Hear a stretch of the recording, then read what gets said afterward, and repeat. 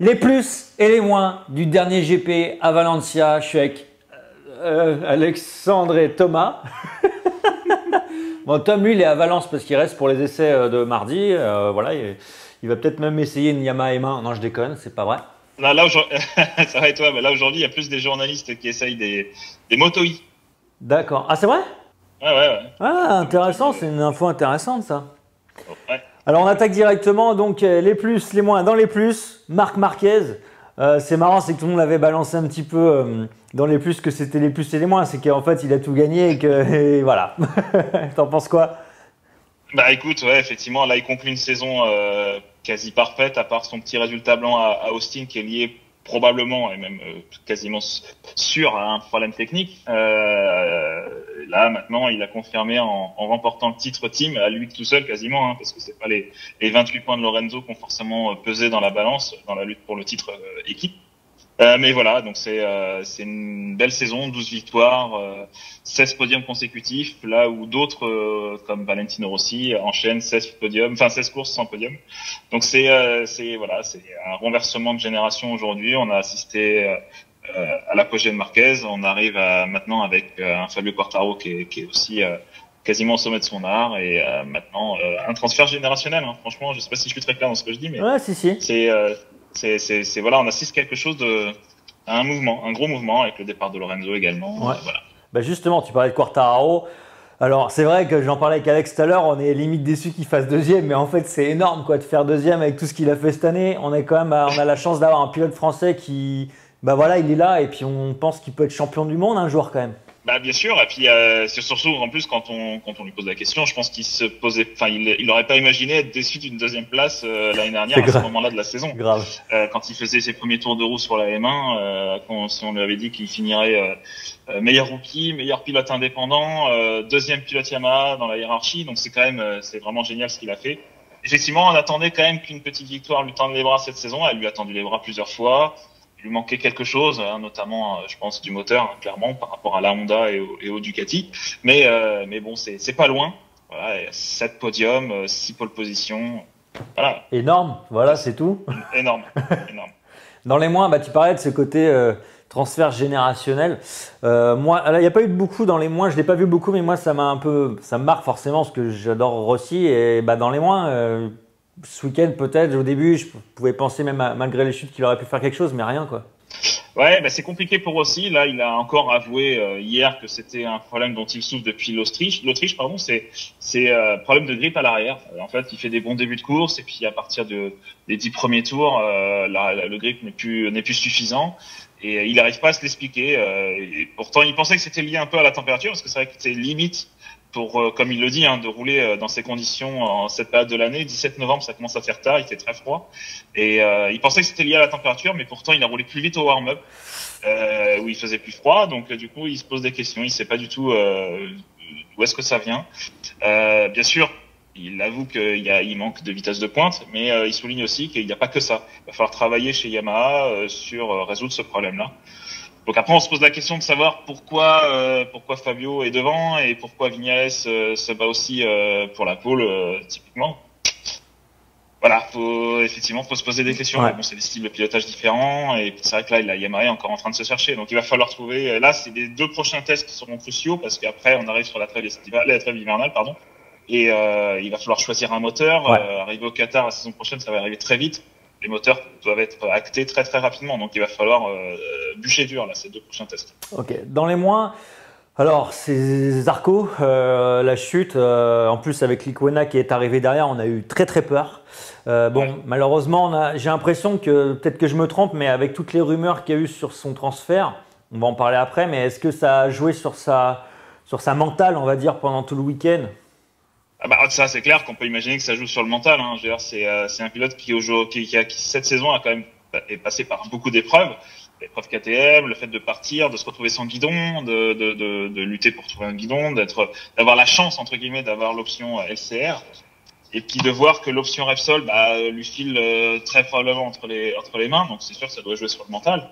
Et après effectivement un début de course un peu difficile. Il a essayé de remonter et puis quand Petrucci est tombé devant lui.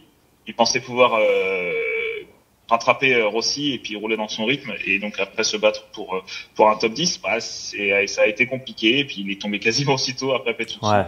Il s'est fait percuter par Lecuona et fort heureusement c'était pas une chute similaire à celle de Rabat l'année dernière à Silverstone, donc c'est-à-dire pas de jambe cassée. Sa cheville a été touchée, la cheville gauche, je crois, et pas de fracture, mais par contre apparemment un ligament endommagé. Il va passer un scan aujourd'hui. Ouais. Donc voilà, c'est pas une saison, ça conclut une saison compliquée, et il a quand même montré que bah voilà, il était quand même rapide sur la Honda et qu'il méritait sa place en MotoGP. Ouais. Voilà. Alors je rebondis sur dans les moins, c'est toutes ces rumeurs pendant tout le week-end. Alors est-ce que c'était des rumeurs? C'est ça, je te pose la question parce qu'on s'est parti dans tous les sens. C'était des rumeurs, c'était vrai, enfin voilà. Non, alors c'est pas des rumeurs, hein, c'est vraiment il y a eu des discussions, des contacts qui ont été faits entre le promoteur du Grand Prix de France, Claude Michy, avec Carmelo Espeleta pour trouver une place à Johan Zarco. Parce que c'est vrai qu'avec l'annonce du départ de Lorenzo, on pensait tous que Zarco allait prendre sa place. Ce qui n'a pas été le cas puisqu'il y a effectivement un Marc Marquez qui a vendu très bien son frère et qui du coup pourrait être équipé la saison prochaine. Donc ça laisse très peu d'options hein, puisque tous les postes, tous les guidons sont pris en MotoGP. Donc après on regarde un peu dans les autres équipes et typiquement quand on regarde du côté d'Avincia, l'un des pilotes qui n'a pas vraiment été confirmé cette saison c'est Karel Abraham.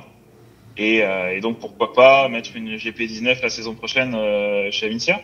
Et puis en fait, retournement de situation, non, pourquoi pas si on faisait une rotation des pilotes Ducati et puis qu'à terme le dommage collatéral c'était Petrucci viré de chez Ducati pour que Miller prenne sa place et que Zarco aille chez Pramac.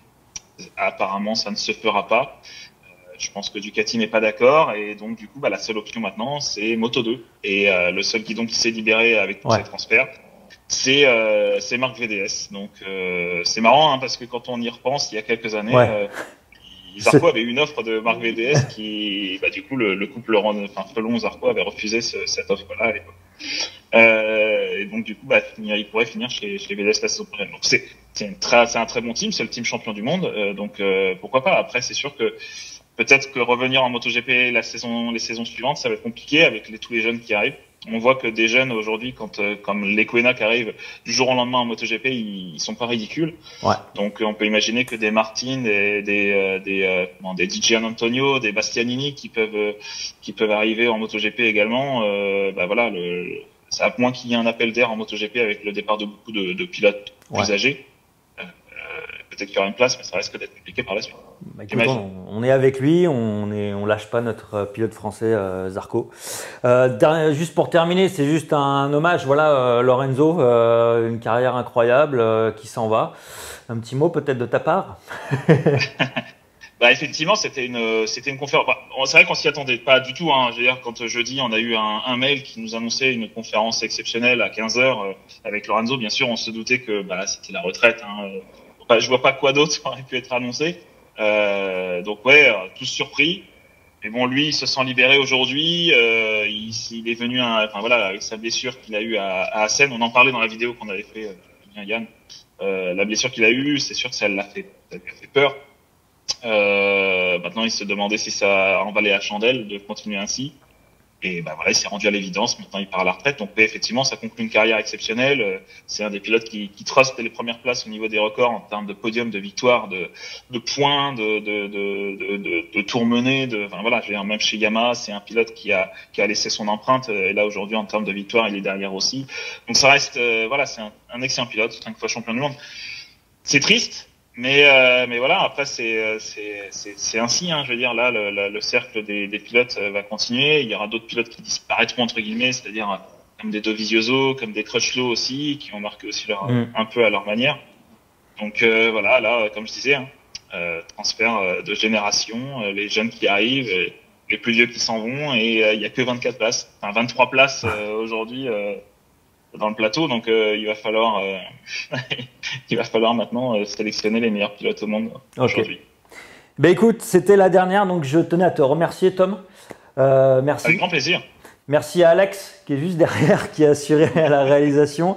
Je tiens à remercier bien sûr Eric Thérèse, David Dumas, Mickaël Levivier, Jean-Marc Delétang, Eric Communier et Christophe Pinon. Merci les gars et merci à vous de suivre le MotoGP. On vous kiffe, on vous aime et c'est trop beau de vivre cette passion avec vous. Allez, bisous. Bisous. Belle intersaison. Salut.